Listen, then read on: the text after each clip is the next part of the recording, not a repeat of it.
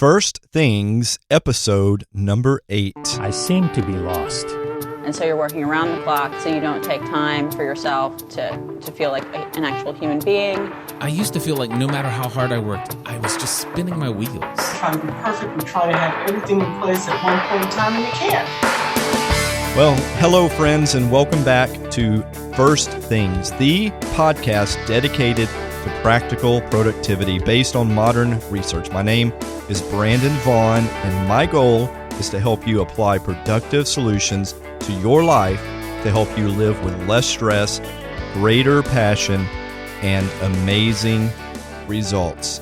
So glad to have you here today. I am super excited that I am on episode number 8 because there have been numerous studies done to show that people who podcast generally don't make it past episode number 7. So it's sort of a celebration today that here I am on episode number 8 and have tons of ideas of what to do in the future. Today, we are talking about being stuck, both in our emotions, which occasionally battle against us, and times it seems we have no momentum in our lives. It doesn't matter how self-aware you are, we all get stuck sometimes. People feel stuck for a lot of different reasons.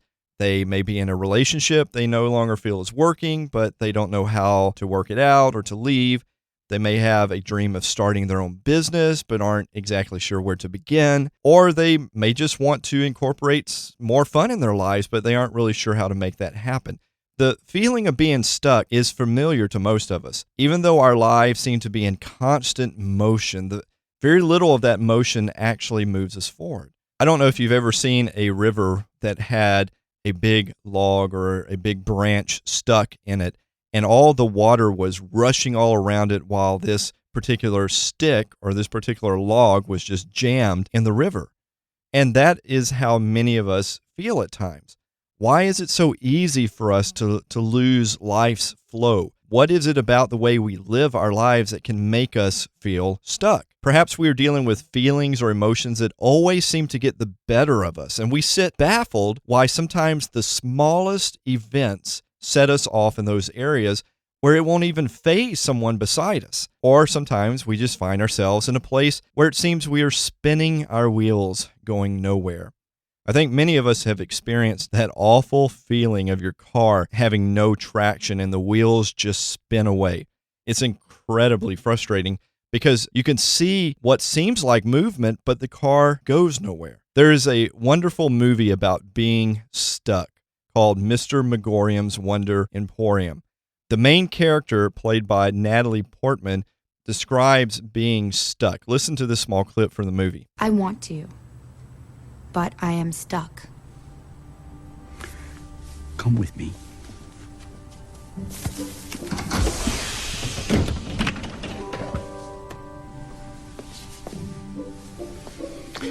This, my lovely, is for you. Thank you. What is it? It's the Congreve Cube. It looks like a big block of wood. It is a big block of wood, but now it's your big block of wood. Thank you. I was just saying last night I don't have enough big blocks of wood. Unlikely adventures require unlikely tools. Are we going on an adventure? Oh, my dear, we're already on one. All I will say is this. With faith, love, this block, and a counting mutant, you may find yourself somewhere you've never imagined. I won't spoil the movie if you haven't seen it, but the answer given to her to get her unstuck is a block of wood. A simple block of wood. It wasn't the solution she expected. And I love the quote from that movie, unlikely adventures require unlikely tools. And she says, are we going on an adventure? And he says, we are already on an adventure. Usually we're pretty resourceful enough to find out what we need to start moving forward, especially if it's just information. We get a book, we listen to a seminar, we search the web, maybe we listen to a podcast, or we ask a friend that seems to know. However, there are some forms of being stuck that just don't go away so easily. And they can take forms such as avoidance of people or situations or tasks or bad habits or criticizing others, procrastination, perfectionism, negativity. What is really going on under the hood in our minds and our bodies is not so easy to identify from the outside. Often we know that something is wrong because of that grating feeling of difference between how we want to be and how we are. We try just changing our mind, but it doesn't work. We grit our teeth and we determine that we will change, but we don't. So we struggle again and again in very futile ways to change it. We may even have some rage-like moments that we grunt and moan and strain and struggle, and blood and sweat and tears are flying everywhere in every direction. And then when the dust clears, we're still there and we still haven't changed. And it can be this way because maybe we've reached the limit of our experience and we don't know how to move forward. We don't want to move forward. We consciously want to move forward, but unconsciously don't want to. Or we don't know we don't want to, and someone else has to point out that we need to. And all of that can just be quite exhausting. Eventually, we may even deny that there is a problem, which is even worse.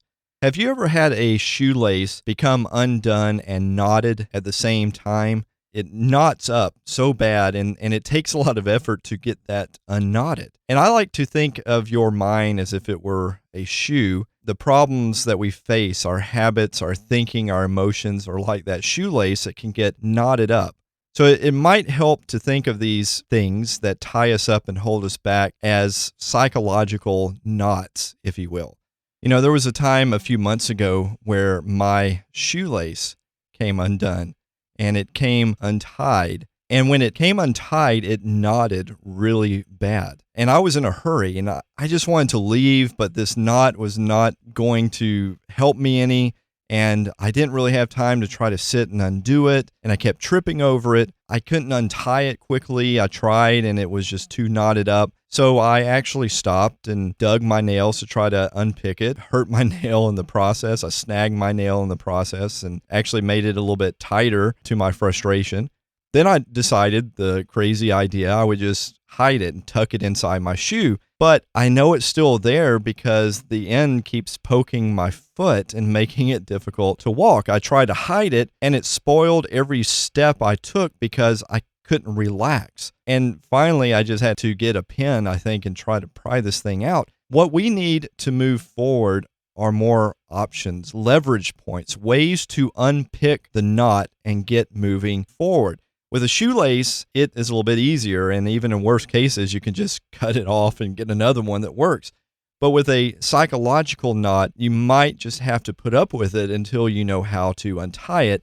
And I hope in this episode we can talk about some ways to untie some of those psychological knots that we face. Now, this may sound a bit strange to say, but you should be thankful for your feelings. Feelings like disappointment, embarrassment, irritation, resentment, anger, jealousy, fear, all of those, instead of being bad news, are actually very clear moments that teach us where it is that we're holding back. They teach us where to perk up or lean in when we feel we'd rather collapse and back away. They're like messengers that show us with honestly terrifying clarity exactly where we're stuck. You may have been facing the wrong way. The most important insight you can have is to realize you have been facing the wrong way for the better part of your life. Do you realize how wonderful of a gift that is? I would much rather feel the pain of being in the wrong direction and know it than to think I'm in the right place and never realize I'm not. In terms of our emotions, for areas that seem to set us off so easily, feeling stuck, I want to share with you a very simple principle that has been incredibly freeing to me. You have a mind and emotions, and that is part of understanding this incredible truth. First, listen to this clip from psychologist Gemma Stone. What happens is with the emotional stuckness piece so we experience an emotion. So let's say you're getting up in the morning and doing your breakfast thing and you spill orange juice on yourself. And you have a reaction of annoyance. That fires a pattern in your mind of annoyance. And then emotions, naturally, if we allow them to, they want to fade. They're intended to fade. So it may last a few minutes if you just allow it to sort of start to fade. But then let's pretend that like 2 minutes later, the emotion of annoyance is starting to fade, and then 2 minutes later you walk through the kitchen and you slip on your child's toy and you fall and you hurt yourself. That's going to create a bigger and more intense emotion because you just experienced the emotion of annoyance, and so now this one is going to go like further and faster and it's going to be more intense. So what happens is that people that have a tendency to get stuck in emotions also have a tendency to go into those same maps over and over and over again. So thinking about things that have happened during their day and sort of like ruminating on the stuff that's sad or that creates anger, or even stuff that's, far, far back in their past. And then what happens is that those systems in their mind fire quickly and more intensely because they were just thinking that. So for example, let's say that you continue through your day, but you keep thinking about, I spilled orange juice on myself, and then I tripped, and and then you get into traffic. You're still activating all of those emotional states, and so traffic is going to be so much more frustrating for you than if those emotions had faded. I call your emotions your feeler because you feel things. It's your feeler, and you use your mind to think. So basically, you have a thinker and a feeler. Now, let's give each of them a scale from 1 to 10 in terms of intensity, like a Richter scale. Let's make 10 be the most negative to the point of mental, emotional breakdown, and 1 is the most serene of those. Now, whatever you set your mind on, your feeler will knee-jerk to that. Your feeler is designed to react, and it will react to whatever you set your mind on. Think about this. If you are thinking depressing thoughts, how do you feel? If you feel anxious, what are you thinking? In general, your emotions will follow your thoughts. That is why the battle over your emotions is won or lost in your mind. Let's say that I'm sitting here and I look over to my right and a snake is there, ready to strike me on the leg. And I look at that snake and I say, I believe I'm in terrible danger here. And that's a throbbing 10 on my mental Richter scale. And my feeler quickly says, I feel terrified. And that's a 10. Now, I look over and I see that that snake is actually made out of rubber. And I say, well, shoot, I don't believe I'm in trouble at all. And so my mind instantly goes down to 1. But what about my feeler? Now, my feelings aren't buying it, friends. It starts to come down, but it comes down more like a feather in the air. It's really slow. In your imagination, picture me standing outside with 40-mile-per-hour winds blowing. And you can hear that now. I'm holding a brick in my right hand and a feather in my left hand. And I let them go at the same time. What happens? The brick goes straight down because it's not affected by the wind. But what about that feather? It gets tossed around and tossed back and forth, and slowly it comes to the ground. This is a picture of your thinker versus your feeler, your mind versus your emotions. Our emotions are like a feather in 40-mile-per-hour winds, very slow to come down. So let's say about 2 hours later, my feeler's down to about a 7, and I open up a drawer in my bedroom and a spider runs up my sleeve. Okay, my mind quickly says, I believe I'm in great danger here. And my feeler says, I feel like I am. But now look, where my mind has 10 points to go back up from 1 to 10, my feeler only had to go from a 7 to a 10 because my feelings haven't gone down all the way back to 1 yet. They're still at around a 7. Now, some of us have grown up with spiders and snakes for parents or friends or teachers or experiences or failures or abuse. They have trained us in particular areas to get stuck. So this process now of my mind going up and down and my feeler going up and down, over time, our feeler begins to just operate on a fraction of our 10-point scale.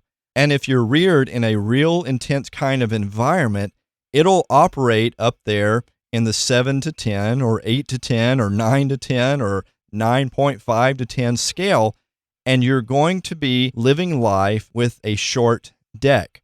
In other words, if you never allow your feeler time to go back down to a value of 1, your emotions may get stuck. Something happens, your mind goes up to 10, your emotions go up to 10. You get over it and your mind goes back down to 1, but your emotions slowly go back down. Suddenly something else happens, your mind goes up to 10, as does your emotions, but your emotions had only gotten down to a 6. You only had 4 slots to move back up to a 10. Then you calm down and your mind goes back down to 1 while your emotions slowly go down, but only reach a 7 before something bad happens again. Do you see that if this keeps going, before long you will never know your emotions going below a 7? In fact, you will start thinking your 7 is actually a 1. You'll start thinking it is your baseline and you're not playing with a full deck. And you will wonder why a small incident seems to set you off. Well, it's because your feeler is stuck at a high level. Let's take an example. Tom has stuck feelings on feeling inadequate. So here comes along some incident at work where the boss assigns a cool job to Tim instead of Tom, which is only a 3-point negative incident. Now, Bill doesn't have stuck emotions in this area, but Tom does. His feeler is stuck at a 7 on this issue. So Bill goes from a 1 to a 4 on his feeler scale. But Tom, stuck at a 7, goes from a 7 to a 10. Tom feels so let down and wonders why no one appreciates his work and efforts. It dominates his thinking the whole day, while Bill scratches his head. Tom, this is nothing. Why are you even upset about this? But Bill has stuck feelings on being criticized. His feeler is stuck at an 8.5, where Tom doesn't have a stuck feeler on being criticized. One day, their boss tells them that he thinks their presentation could be a little bit better, needs some work. A 2.5 negative comment. Well, Tom hates it wasn't better. His feeler goes from a 1 to a 3.5, and he quickly gets over it. Bill, on the other hand, thinks his feeler is going from a 1 to a 3.5, but he's starting at 8.5. Now, 8.5 plus 2.5 is 11. His scale only goes to a 10. So this minor incident completely ruins Bill's day. He spirals down in despair and depression. He beats up on himself, and Tom is sitting there baffled. Bill, this is nothing. Why are you even upset? Now, I call this a stuck feeler because it operates so much of the time in that upper area that all the points below the floor seems to disappear. It's kind of like putting your arm in a cast and leaving it there for 2 years and then taking the cast off. You've still got muscles, but what good are they doing you? They've so atrophied, you're going to have to probably have severe rehabilitation to get your arm functioning again. And the same thing happens to our feelings and to our emotions. Now, friends, your feeler will lie to you because it's stuck up there somewhere above the 1. It's stuck up around a 5, we'll say, and that's your threshold. Some of you listening to me, your threshold is a 9.5. You're playing the game of life with a half a point on your Richter scale. And any little thing sets you off in this one area. And it's different areas. So for me, my feeler is stuck in different areas than they may be stuck for you. We're all unique in this. To me, this understanding was so helpful. I realize that this understanding may not be impactful for everyone, but for me personally, I would put it in my top 5 revelations that have made a huge difference in my life. It helped me understand why there were certain things that might make me break out in a cold sweat that others would look at bewildered why I was so affected by it. I think it is also extremely helpful in knowing how to get unstuck, but more on that in a bit. So we have discussed stuck feelings. Well, what about those nagging feelings of just feeling stuck, where you feel you're going nowhere in your life? And there are probably many answers to those particular questions. Let's consider a few of them here. The average mind has about 60,000 thoughts a day. Most of us believe about 99% of what we think. Some of our thoughts are products of our upbringing and the culture we live in. Others are the product of our mind bringing together different observations, our brilliant deductions about the world. Our thoughts help us make sense of the world in our life.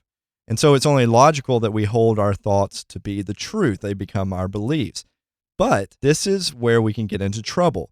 We cling to beliefs that may no longer serve us. How many of you know for certain that you are not good at art or sports or math? We talked about this on my Unleashing the Lion in Your Brain episode. When it comes to learning math, I can't tell you the number of students that I have talked to that use it as an excuse, this I'm no good at math. How do you know that? How do you know you're not any good at math? Just because you failed some tests? Just because you struggled with it?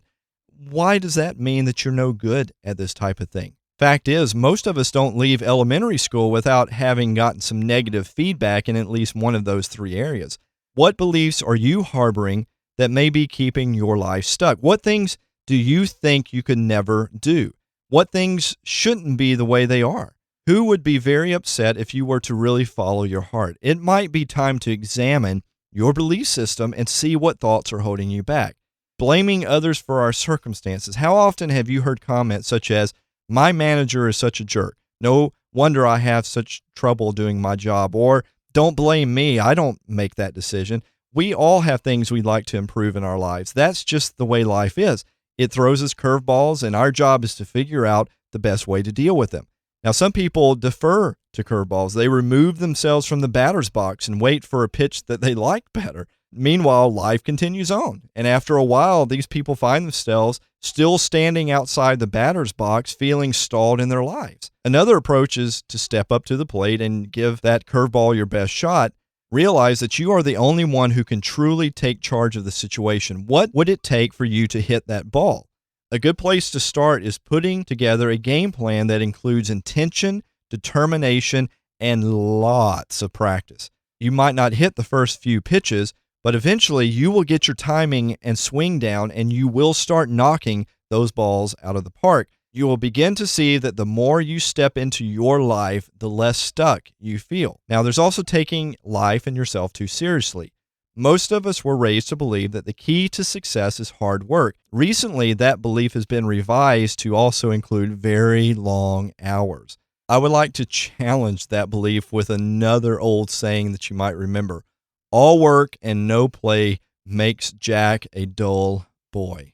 To keep our lives flowing, we need to intersperse fun and laughter and creativity with our work. We need to be able to take time to enjoy and re-energize ourselves without feeling guilty or irresponsible. It's during those times of rest and fun that our minds are free to dream and imagine. That is when we very often come up with solutions to our problems, new ways to hit life's curveballs, and new strategies to enliven and to enrich ourselves. Sometimes we also live life in the middle.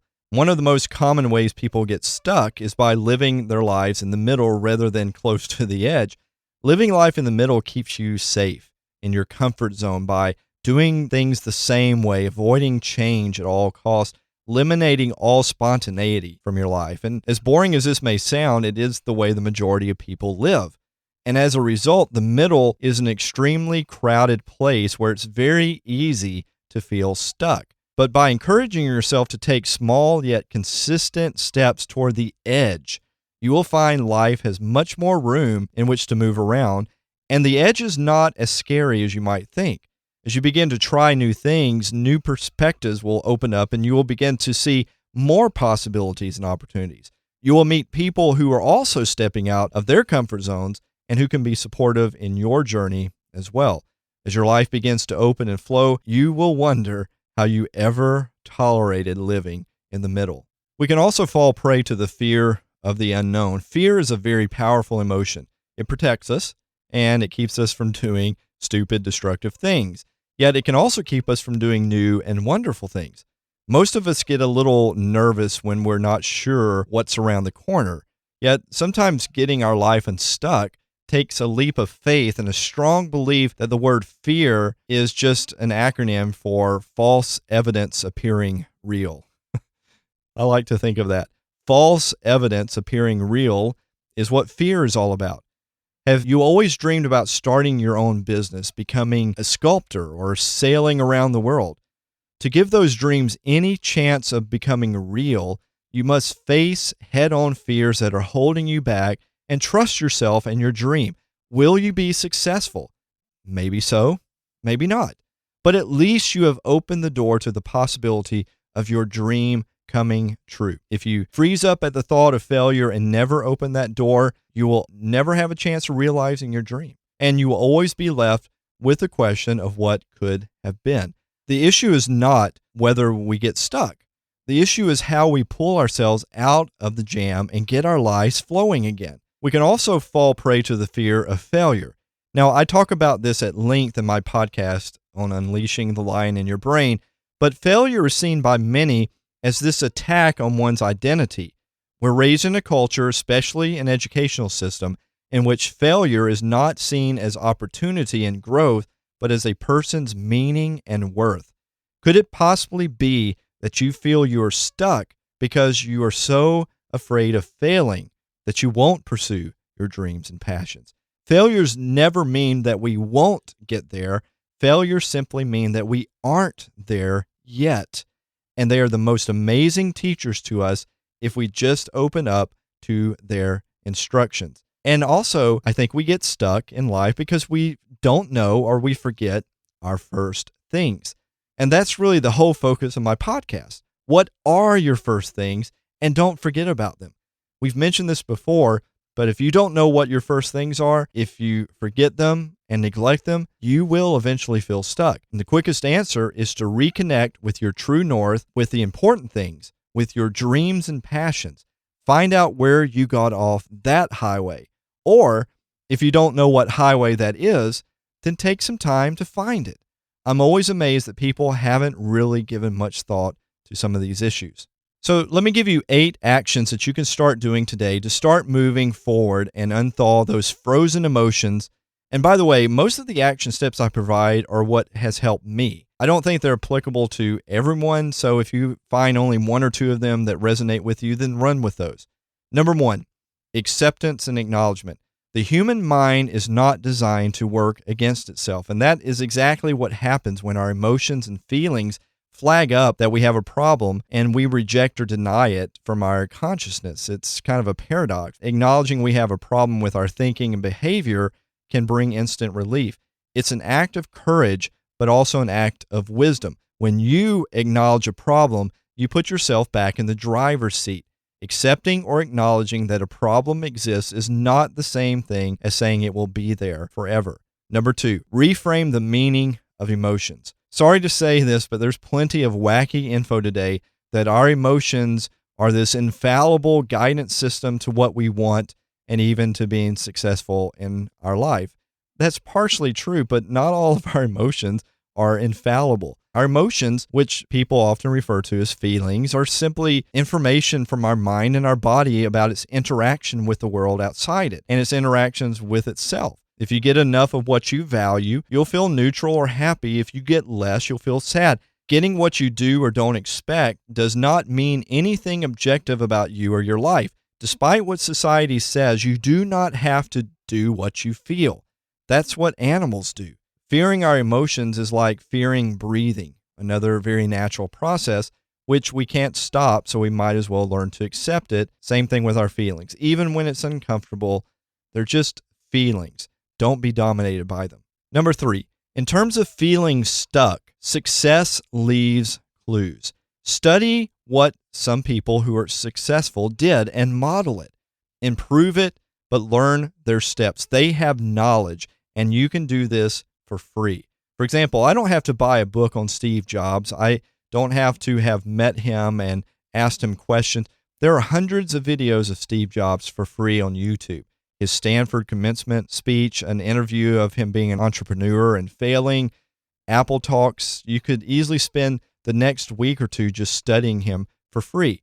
Think of an area you want to succeed in. Then go study the people that did succeed, learn from them, and then take it to the next level. Make it your own. There are many people out there who have dealt with their success and their failures and their feeling stuck, and they were able to move on and achieve great success in their life. Find those people, study them. Number 4, you can only think one thought at a time. Sure, there are painful emotions, no doubt, but we hurt when we start telling ourselves stories about those feelings. Feelings and emotions are energy. If thinking didn't exist, we would just notice sensations in our bodies when we have a reaction to something. It's the added stories that we start telling ourselves that make the experience painful. We believe those stories. Again, this takes some retraining of the brain. Our brains are trained to react a certain way, and they will continue to do that unless we decide to change it. And it takes practice. When I start feeling restless and I'm focusing too much on why or how or obsessing over a detail, I know this, my body knows this, and it's time to do something different. I want to share a quote from Dr. Jill Taylor in a book called My Stroke of Insight, where she says, when a person has a reaction to something in their environment, there's a 90-second chemical process that happens in the body. After that, any remaining emotional response is just the person choosing to stay in that emotional loop. Something happens in the external world and chemicals are flushed through your body, which puts it into full alert. For those chemicals to totally flush out of the body, it takes less than 90 seconds. This means that for 90 seconds, you watch the process happening, you can feel it happening, and then you can watch it go away. After that, if you continue to feel fear, anger, and so on, you need to look at the thoughts that you're thinking that are re-stimulating the circuitry in having this physiological response over and over again. I did a whole podcast on stinking thinking. I would encourage you to listen to that if you haven't. Last week, we covered the topic of multitasking, and I mentioned that our ability to think only one thought at a time is a huge hindrance to multitasking. But here, this is to our advantage. Why? Because unfreezing emotions requires you to think different thoughts. You aren't going after your emotions, but your thoughts. Earlier, I mentioned Tom, who had a stuck feeler regarding feeling inadequate. Now remember, he's not playing with a full deck here. His feeler is stuck at a 7, so small things regarding inadequacy can really set him off. This means he can't play with it or be slack. He knows this is a stuck feeler area for him. Now his focus is on quickly replacing his thoughts when he starts sensing these stuck feelings. He won't always catch them, but he must keep after it. Even if he only catches one this week, that is a step toward unthawing those stuck feelings. So how might that look? Well, Tom knows this is an area. Someone stops by his office. Tom, I thought your report is good, but you can really add in that thing that Jamie did. Well, Tom starts feeling inadequate. Now he quickly stops. Wait, what am I thinking right now?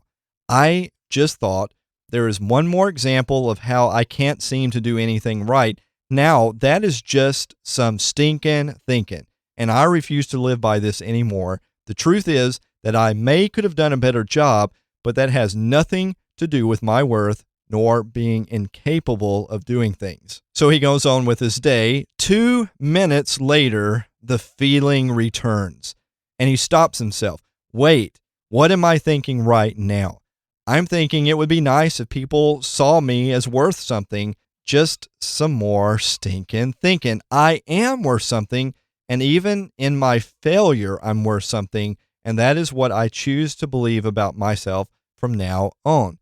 Then he goes on with his day. 5 minutes later, the feelings come back again. This may go on and on for quite some time. You must learn a new habit of talking to yourself, arguing with your thoughts. And instead of arguing with your emotions, argue with your stinking thinking. That's where you win this battle. And don't give up. Remember, your emotions follow your thinking, and you can only think one thought at a time. Change the way you look at things, and the things you look at will change. Number 5, use your imagination. Take a moment right now to experience what I mean. Picture yourself in any position that you like, standing, sitting, lying down, whatever is the easiest for you to imagine, and see yourself with this heavy backpack on your back, full of these stuck feelings or this feeling of being stuck. Now picture yourself as taking that backpack off and walking away. Visualize this.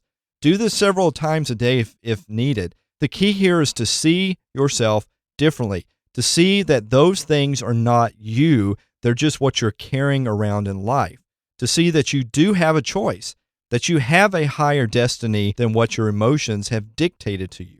Remember, you are not your thoughts. You are the caretaker of your thoughts. Just because you have a thought, a bad thought even, doesn't mean you have to do anything about it, or believe it, or act on it. There is a very big difference. It takes diligent practice to make this become real in our minds and our bodies. The more you remember it, the easier it gets. This is about becoming aware, awareness of what you're telling yourself. Also, if you fail, imagine yourself responding to that same situation without having stuck feelings. Imagine moving forward in your progress. Don't imagine this by beating up on yourself. This is not a negative thing. This is not a negative imagining. It's a positive imagining. Imagine where you are going. Imagine who you now are and what you're choosing to be. So even if you failed, don't beat up on yourself. Learn from it and imagine how the next time it happens, what it's going to look like when you don't let your emotions rule you. This is your new identity. Number 6, write it down. The simplest way to know what's on your mind is to sit down with a pen and paper and keep asking yourself, what do I think about blank with whatever is the subject?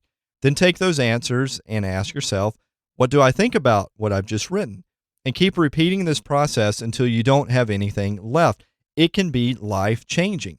I think many of us have never really held our thinking to accountable. And maybe you'll be shocked at all the things that we actually pursue in our thinking. Remember, you are not judging yourself for thinking a thought. You will always have weird, crazy thoughts, at times negative thoughts.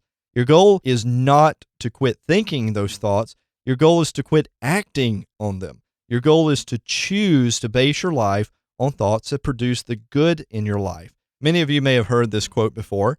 You can choose to live your life as if nothing is a miracle or as though everything is a miracle, but you do have a choice. So writing your thoughts down may help you see where some of your negative emotions are coming from. Next, start writing down your passions, your dreams, your goals. What is your dream? If you feel stuck, do you want to write a book? Do you want to lose weight? Whatever it is, write it down. Want to be free of stuck emotions? Write it down. Write it down. I am a person who has moved beyond feelings of inadequacy and feel great in who I am. Write that down. It may not seem like it's currently true. Your emotions may scream the exact opposite, but start writing it down. You'll be amazed at how writing it down makes a huge difference. We're going to devote a whole episode to that in the future. It's really strange sometimes about how writing things down will change things in our lives. Number 7, give yourself permission to have wacky thoughts and feelings. You are not your feelings. You are not your thoughts. However, you can become your thoughts if you choose, and you can let your feelings rule your life if you choose. We are going after choice here, not that you never have negative thoughts or you never have negative feelings. I will tell you the truth. I'm telling you things I've struggled with in my life, like feeling stuck, going nowhere, stuck feelings of things like the fear of failure. And one day I woke up and decided I'm going to refuse to live by those. And slowly, over time, I noticed I was moving forward in my life and not controlled by those. But it took months, years of failures and getting back up. But do you know that to this day, I will still have stinking thinking or stinking feelings that surface? The only difference is before, my feeler was stuck at a 9.5 and now it's more like a 4.3. I still have those thoughts pop in my head, but now I've learned how I don't have to act on them and how I can replace them with thoughts that push me toward my potential. Talk to yourself. I give myself permission to feel blank. After all, it's just a feeling, right? I give myself permission to not feel guilty for having a stinking thinking cross my mind because it's just information that I don't have to act on, right? Now keep saying that until you feel a shift in your life. Number 8, decide that you want something new and go after it. You might want the help of an expert for this or a friend, but if you do your research, you can get some very powerful shifts in your mind. If you've decided that what you currently think is not working for you, then sometimes it's simply a case of deciding to think something new. Yes, it really can be that simple. Quotes are a great source of material for establishing principles to build on, or if you prefer specifics, study a book on the subject. Find someone who can teach you practical skills and fill in the principles later. I hope that this podcast could be one of those sources for you to feed and encourage you and push you towards your passions and your potential.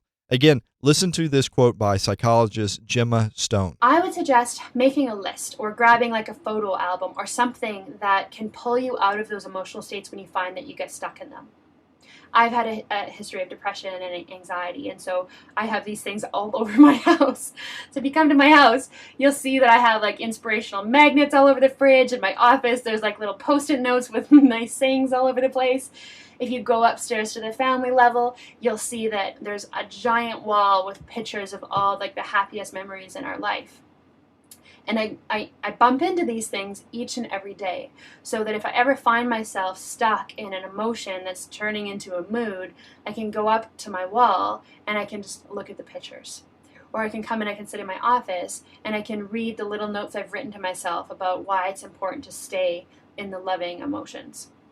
So I hope this helps. You can find your own way to integrate this into your life. You can put it on like a little like recipe card and carry it around with you, and you can read it if you're like standing in line at the supermarket. You can make a plan to listen to things that are inspiring, or to put just anything. Make your own picture wall, write your own notes to yourself.